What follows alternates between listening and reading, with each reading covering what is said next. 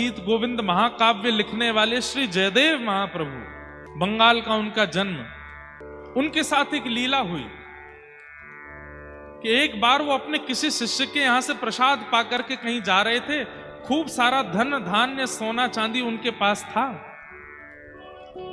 बीच मार्ग में कुछ लुटेरों ने उनके रथ को रोक लिया और सारा धन हरण कर लिया। जयदेव महाप्रभु बोले, भैया तुम सब ले जाओ, हमको छोड़ दो।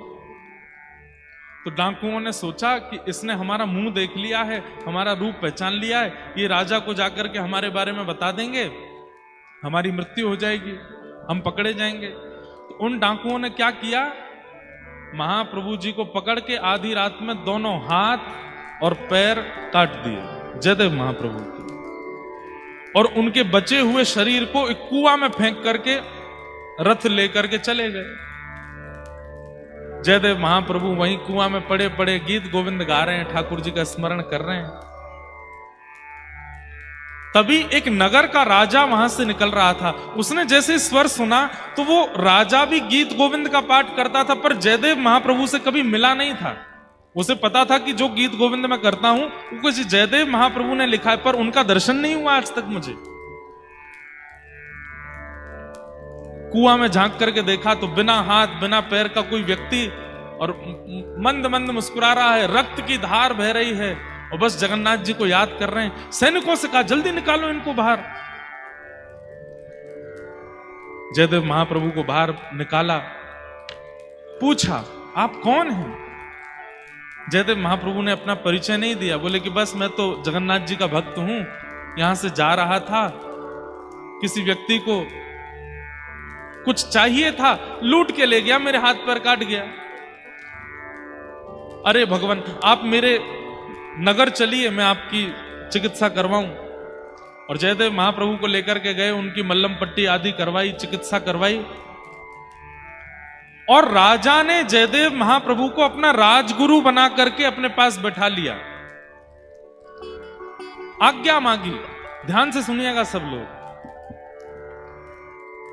एक दिन जयदेव महाप्रभु से आज्ञा मांगी कि हे महाप्रभु जी, आप मुझे आज्ञा कीजिए कि मैं एक नियम धारण करना चाहता हूं। जयदेव महाप्रभु ने कहा, एक ही नियम धारण कर लीजिए। बोले क्या? नित्य 1 घंटा के लिए अपने द्वार सब ब्राह्मणों के लिए और सब याचकों के लिए खोला करो, वो जो मांगे उनको दिया करो।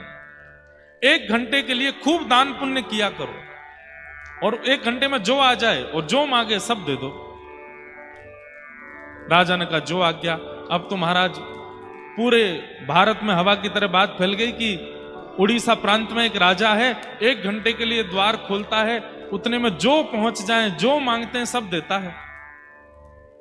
बड़े बड़े ब्राह्मण, बड़े बड़े याचक सब आने लगे। तो वो जो चोर थे जिन्होंने जयदेव महाप्रभु के हाथ पैर काटे, उनके मन में आया कि एक राजा मुंह मांगी वस्तु प्रदान करता है, हम भी ब्राह्मण बन के चले जाते हैं, मांग लेंगे राजा से। उन्हें यह नहीं पता था कि जिनके हाथ पर हमने काटे वो वहीं बैठे हैं। चारों ब्राह्मण बनकर के जैसे ही राजा की सभा में पहुंचे, राजा के सिंहासन के बगल में जब जयदेव महाप्रभु को देखा तो चारों घबरा गए।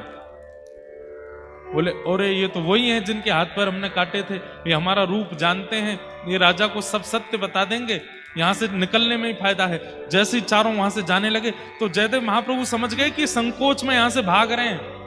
उन्होंने तुरंत कहा, अरे राजन राजन देखो, आज कितनी बड़ी कृपा, गुरुकुल में हमारे साथ पढ़ने वाले हमारे मित्रगण आए हैं, इनको बुलाओ। अब यहां क्या हुआ, किसी की घनघोर गलती पर क्षमा किया जा रहा है उसको। इसका परिणाम देखिएगा। जयदेव महाप्रभु ने क्या कहा, ये तो हमारे बचपन के मित्र हैं, सखा हैं, अरे इनको बुलाइए। जैसे ही सुना हमारे गुरुदेव के मित्र हैं तो राजा तो आसन से खड़ा हो गया, खूब सत्कार करने लगा, स्वागत करने लगा। उन चोरों को पकड़ करके भीतर लाए, मुंह मांगी दक्षिणा, मुंह मांगी वस्तु, मुंह मांगा प्रसाद उनको प्रदान किया। और राजा बार बार चरण पकड़े, आप मेरे गुरुदेव के सखा हैं तो मेरे भी गुरु हैं, मैं आपको प्रणाम करता हूं।